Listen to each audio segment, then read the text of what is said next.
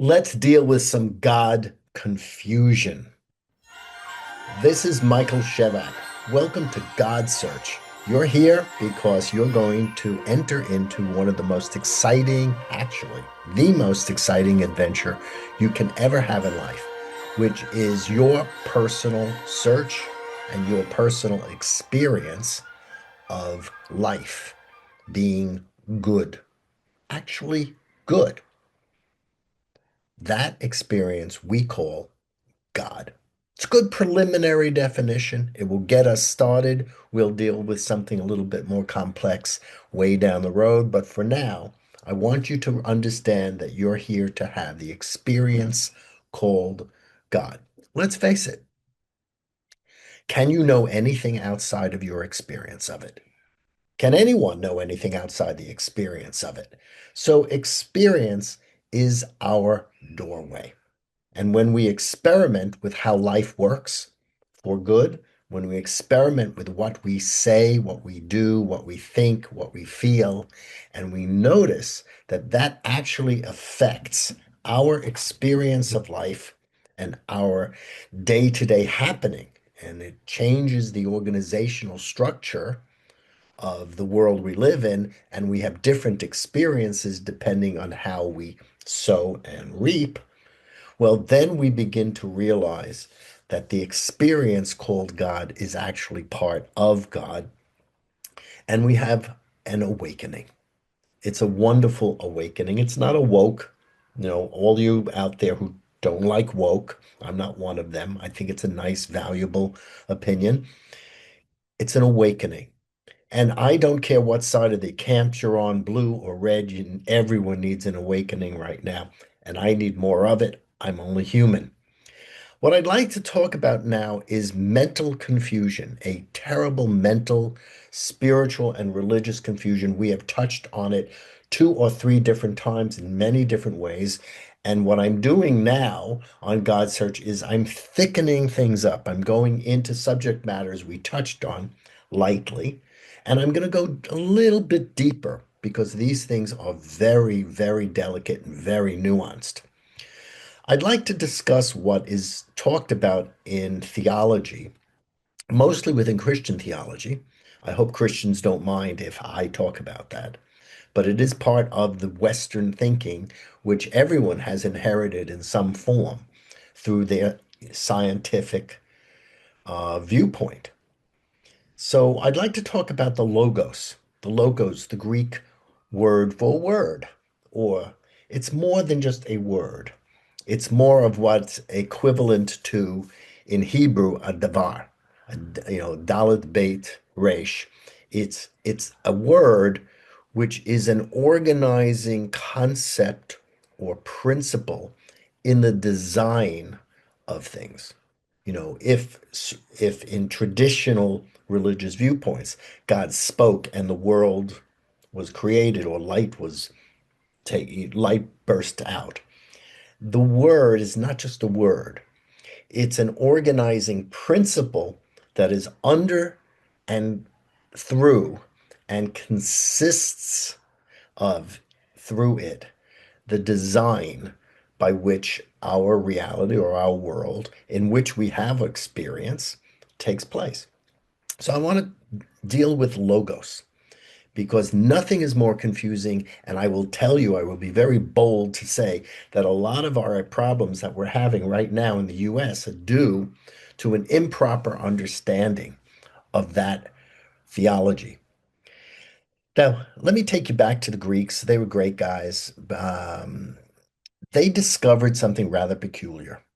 We talked about it lightly. Let's talk about it deeper. They discovered that when you take a lyre, like what we might call a harp, and you took strings of the lyre and you block it in certain places, that the proportion of one blocked string relative to the whole string, if you block it in two places, there's a little segment, and that little segment has relationship to the whole string. And if you measure one and measure the other and make a fraction of it, what we call a rational number, a quotient of two integers, that it actually predicts the frequency of the string. They weren't thinking in terms of frequency. That's our view, but it predicts the actual sound and the tone and the musical tone of the string. Well, this discovery had dramatic effects because here something which was considered abstract, which is a number, something which was even more abstract, which is a rational number or a quotient of two integers, which it's that human mind dreamt up, a vehicle that the human mind dreamt up. You don't see little ones running around in nature. You just don't. But something a human mind dreamt up became a kind of model by which one could predict the strings in a lyre. And conversely, if you had a lyre string and you measured it, you could work backwards to create a family of similar sounds, depending on what the quotient of those two measures were. Now, once that took place, there was a great philosophical issue that took place. Now, the human mind clearly was possessed with the ability to predict and create sounds, tones, musical notes, something which seemed to be just present within nature, present upon the earth, earthly nature. But here's something now that we could dream up. And how could we possibly dream up? How could we possibly dream it up? Unless, of course, the knowledge of creation, how creation is made, what its structure is somehow open to us. It's somewhat open to us. This is the miracle of our supernatural intelligence, which we call technology. Our material mind, our immaterial ego, meaning our separateness as an individual species, has the ability to discern the order, discern how things are put together, and discerning how they're put together, we can rearrange them a different way. Now, we can rearrange them the way things are designed so that they are harmonious. We can, take a stick and we can break it into pieces and have other little sticks, and we can use that to build with. And that kind of technology is very harmonious with the earth. It doesn't disturb it that much. You're not defoliating the entire planet. But we can use that very same ability to create things that do not exist upon the earth, that are human created, not naturally created, what we call artificial. Artificial. And then we have difficulties because if we create something which is just for us, we talked about that, the ability to create just for us, and that is not harmonious with a design, we run into problems. That is the ecological issue. That's your carbon monoxide destroying the atmosphere. That's your chemical poisoning of the earth. That is also our ability to create nylon to help people in what they want to achieve in filaments and in stockings and or dacron, if you want to use certain materials for heart to heart valve replacement. The artificiality can produce wonderful, wonderful things. It's not in itself an evil, but its potential for evil is enormous. It's enormous. So this logos, the ability of the human mind to discern the order, the concept, the principles underneath the design of this world, for us to master, let's say, God's voice, and change it according to our desires and our needs in a way that is disharmonious constitutes what is commonly called original sin. And we discussed original sin. Now, here we have to be very, very honest. Although we are capable of destroying with artificial devices, let's say the entire planet, we do not do that in a vacuum. Even if we were to destroy the entire earth, God forbid, which is inconceivable, nonetheless, what it remains of the earth, the leftovers that are scattered, the solar system, the galaxy, and the other aspects of what we call our universe would still be there. We might not witness them in the same way because our view of it would be changed, but nonetheless, it would still be there in some form. And this is the critical issue. So I'm flagging this. This is the critical issue. If you take a look at the viewpoint of today's technologists who are adamant and usually anti-global warming, that's the thing, anti-global warming. And what they are looking for is the unbridled ability to release human consciousness and desire upon the earth and create anything they want as long as it has a decent market value and can produce monies. And they want that the handcuffs off to the environment so that they can develop that aspect of the human being. Okay. And I'm personally all for releasing the power of that aspect of the human being. I am not saying that you should put that in a prison. You should never stop the advancement of the human mind from understanding things, but how you go about it is another thing entirely. On the other hand, there are those who say, no, you should cap that thing. And there are certain areas of knowledge that the human mind should not proceed into because it is wrongful and dangerous.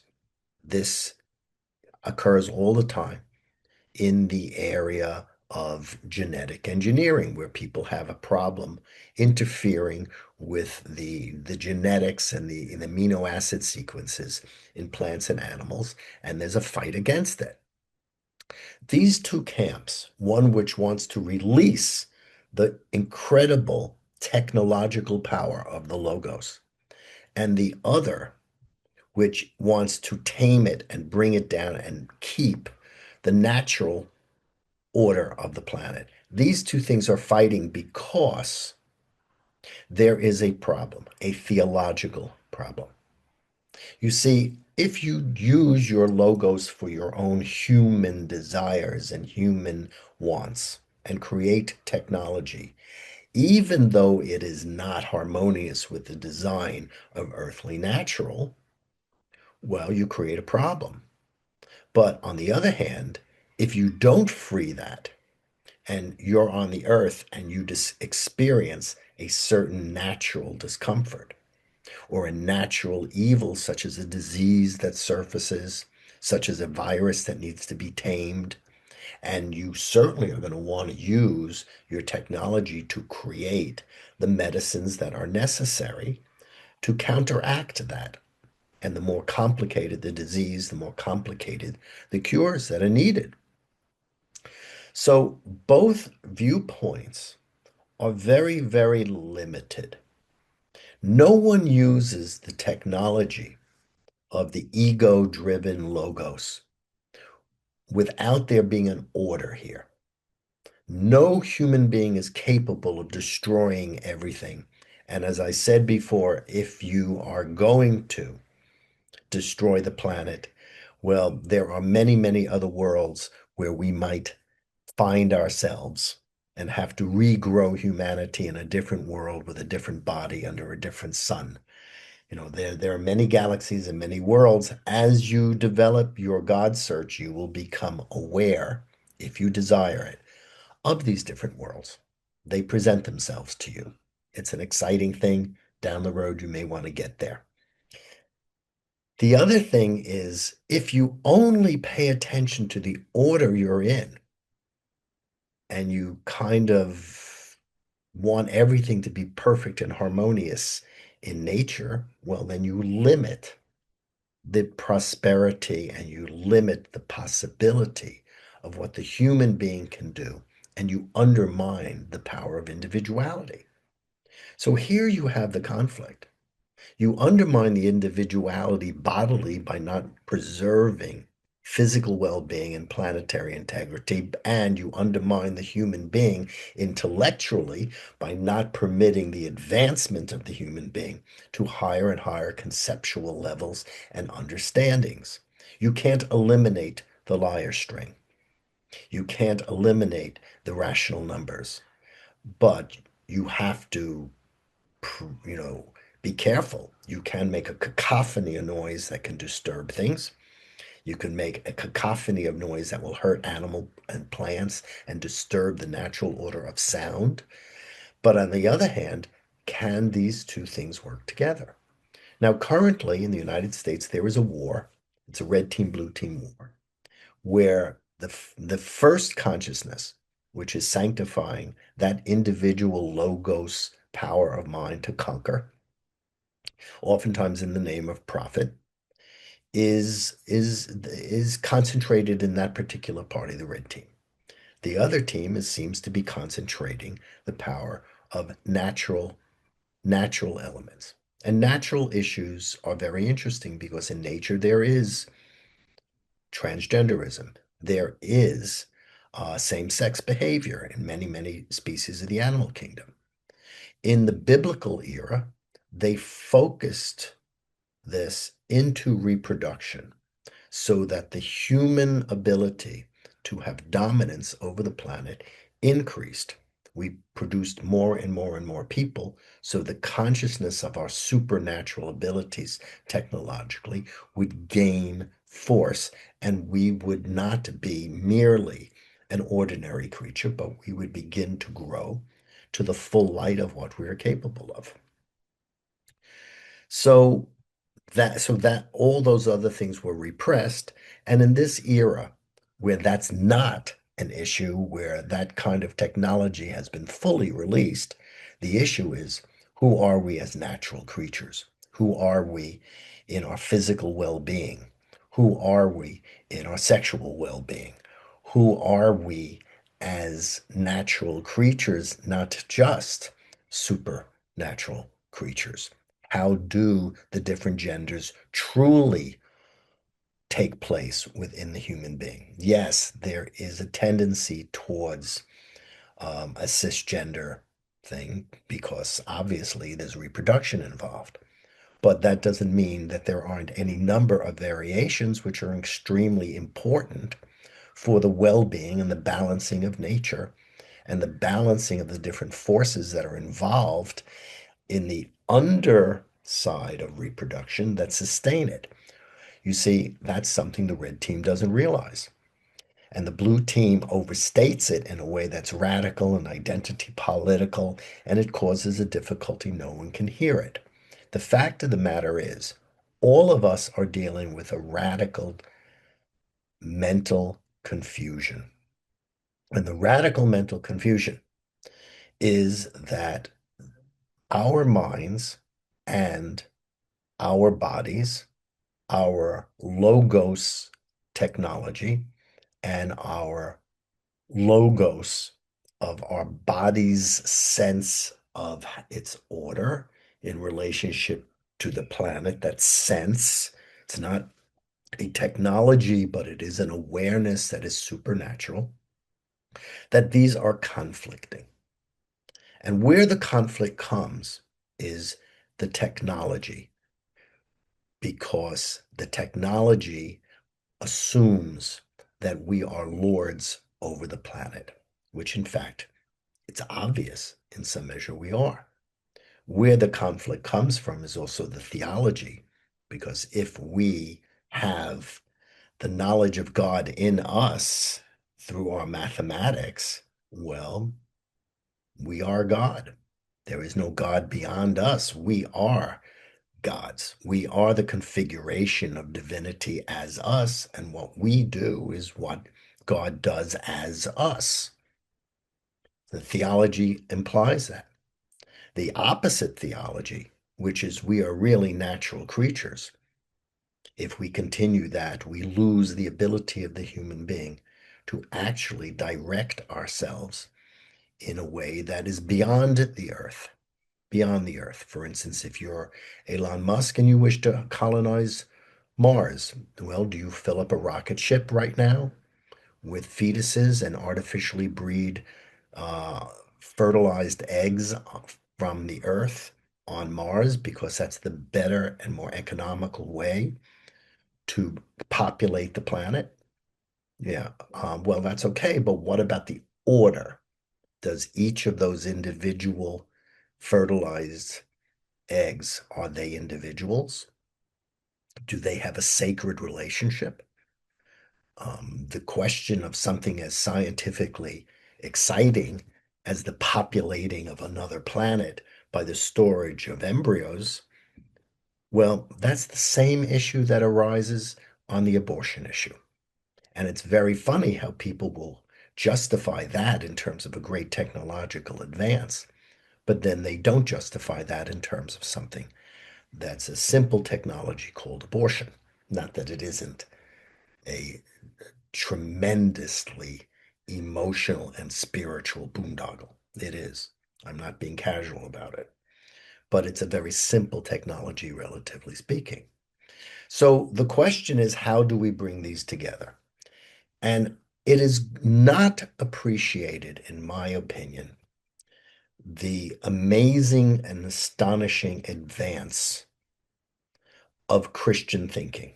Now, I know there's been distortions, and a lot of people are really upset by Christianity and some of its excessive aggressiveness and stuff through the centuries.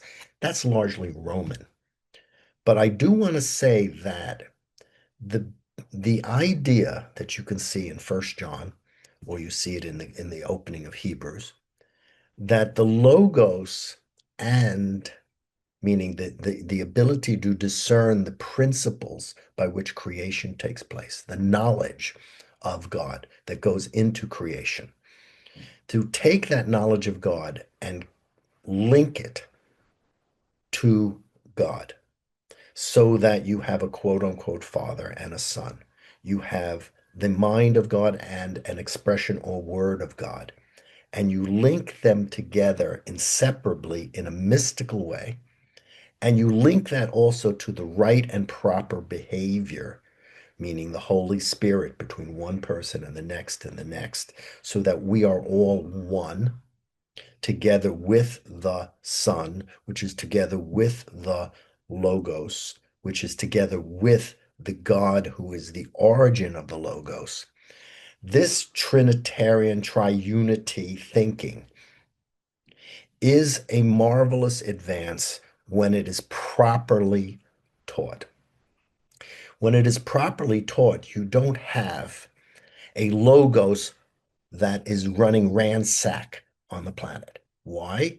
Because our utilization of those principles does not deny that our use of it takes place within an order, and the order is part of the texture of the mystery of divinity in the first place. In other words, the true use of the Trinity does not mean we have the right to ransack the entire planet, ignore global warming, and yet at the same time turn around and be adamant 100% that even women who are raped and abused should bear children, even if their children are defective. You see, the amazing gift of Trinitarian thinking was taking the Logos, which is an enormous power of human mind, and connecting it back to its source, which is a mystery of being, a mystery of divine mind, which is beyond the human mind. So that forces us to look at the moral questions involved in breeding embryos to take to Mars. It forces us to look at the issue. It forces us to look at the issue of what takes place if, let's say, you go to a sperm bank and you donate some sperm and you sign away your legal right, which we'll talk to. And then later on, someone can come and purchase it, and you have no right to your own fetus, and the fetus has no right to know its father. These are all nightmares that are created by this conflict between the logos of technology and our power over the earth, but not in harmonious life, not in covenantal alignment with the consciousness, the being, the actual tissue and substance and fabric of divinity. Now, I'm not Christian, though I've studied it. All right. I am Jewish. I know that's not popular these days, but just, bear with me if you have a problem. The important thing is that the difference between the two scriptures, between the Old Testament and the New Testament, is a difference of one, scale of technology. The so-called Old Testament is more agriculturally based. And two, the New Testament is more metaphysical. One is more physical, one is more metaphysical, right? The ability to discern a metaphysical order, which is just astonishing, so much so that you identify the technology with the mind of God, creates a different order to the philosophy. So if we are God and Jesus is God for all human beings and is fully and 100% God, and we are God as Jesus is one with God, and God is fully Jesus as Jesus alone, and we interpret that as meaning human beings have the absolutely unassailable right to do anything the hell we want. Well, you run into a real problem theologically. You also run into the main conflict that had been taking place for 2,000 years between Christians and Jews. Whereas Jews would say there is an order here. You have to respect the earth. You respect the lifestyle of you respect the livestock of other people. You respect the need to rest. You respect the quality of the foods that your body is designed to do. It's not just yours. The difference between the two is, unfortunately, with the Greek teaching of the Logos misinterpreted in Romanism, because Christianity became, for its time, the religion of Rome, what happened was the Logos was distorted, and it became simply the unassailable divinity of the human being. But if you put back the Hebrew understanding and make everything natural and according to the design of the earth, you run into the same problem where the Hebrew view is pulling down the incredible gift of the logos of mind. And then you want to blow that up and have a free mind again. So we keep going backwards and forwards and backwards and forwards between anti-Semitism and Romanism. That's basically what's going on. If you look at what's going on in the news, everyone, that's what's going on. There is a friction which is ancient between the Jewish viewpoint, which places the order of creation as primary, and the Roman viewpoint, which places the right of human industry first.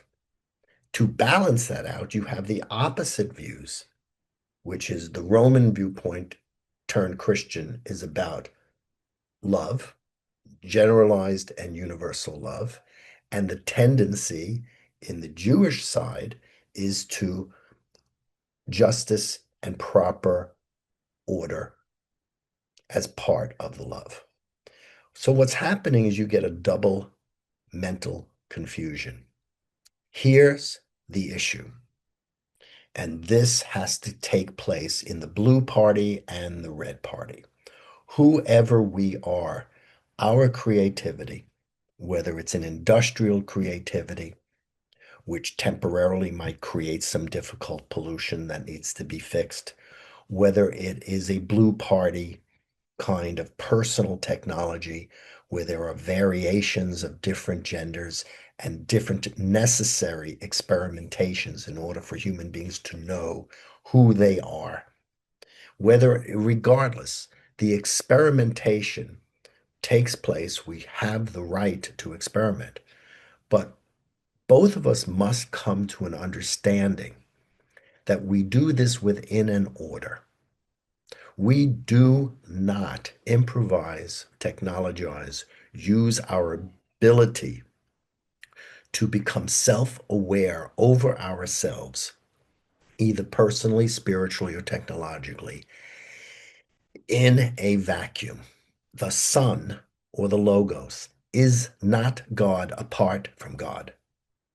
The Son is not apart from the Father. The Father has intrinsically the power to birth, to oh, beget, born, all right, um, um, to give, I forgot the words in the Nicene Creed, forgive me, to the Father has the ability to express God's own self as an idea that is a creative force that structures a world. I have to look up the Nicene Creed, sorry. And these are harmonious and they work together with a correct spirit of holiness between people. Now, if you take these three aspects of the Trinity, you realize the incredible, amazing advance it is over the Greco-Roman, the power of the human mind, and then the power of the human mind with the unassailable ability to dominate. You put that Greco-Romanism together, you have a nightmare. What's needed is to put back the fundamental principles that are the ordering principles behind the Hebrew Bible, or what is called the Old Testament, and together with the higher technological wherewithal of the Greek Logos, which is largely distributed through natural law, which was a Christian offshoot. And we have to put these things together. Yes, we can be dominant to the earth and even destroy it. Yes, we can be creative in a way that can vary the forms of reproduction so that it doesn't have to be done the same way. And one day people may even clone themselves. Yes, we can do that. We are that dominant. Okay. And we can change ourselves and change our genders. And we have that kind of creativity as part of who we are. But whether it's blue or whether it's red, we both function in an order here that is larger than our own minds, larger than our own egos. Please, by the way, go to yourgodsearch.com and give me some of your thoughts. Yes, you have rights. Everyone has rights. Everyone has identities. Everyone is entitled to the sacredness of identity. But the sacredness identity, as we said last time, is not absolutist. It all takes place within an order. If you're a Christian, from my humble point of view, you cannot separate the Father from the Son and the attitude of love and holiness between people. They are one divinity. They are one historical creative God. And the misinterpretation of the Trinity is causing enormous problems in Christian camps, and it is causing enormous problems in non-Christian camps because it requires the over accentuation of the earth, the over accentuation of old quote unquote pagan practices to balance the austerity of a perverted Christian thinking. Western civilization, whether we would like it or not, is Christian in its fundamental roots. It is. It is the Western Church of Christ, which later on became transformed through Protestantism and through natural law into what is increasingly becoming our world global structure. But Western civilization and its trouble and its authoritarian issues are all there because of a fundamental mental confusion regarding the dynamism implicit in the Trinity, which is an astonishing gift to human beings when interpreted correctly. When interpreted correctly. Now, please do not take this as prejudice from someone who is outside of Christian camps saying it about them. This is really more of a personal discussion. I've usually only had it in personal meetings, but taking it publicly can cause confusions. That's why I say reach out to me, and if there are any confusions here, we can talk about it. There is a little pressure when you're in front of the camera to try to get the words out, and sometimes you can speak improperly and not even realize it because you have to deliver film.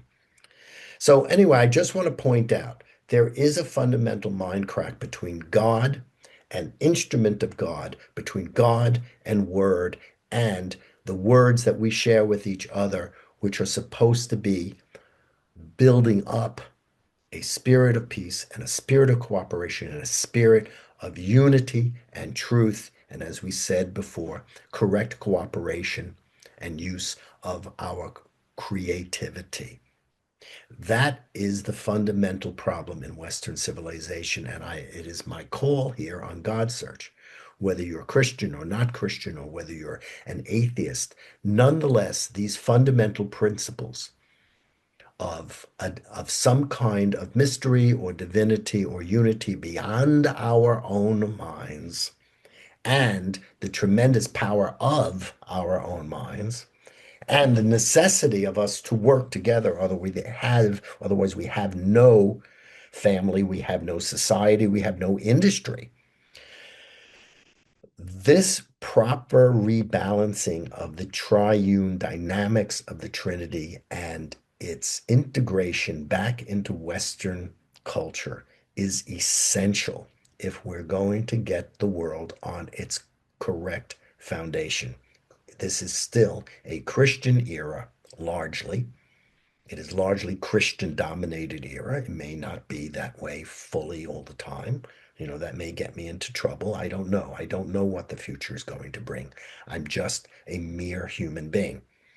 But I will say that it is the fundamental mind confusion that is causing a instability in the world universal uh, understanding and covenantalization of all peoples and nations in the world, which is the promise of Christ.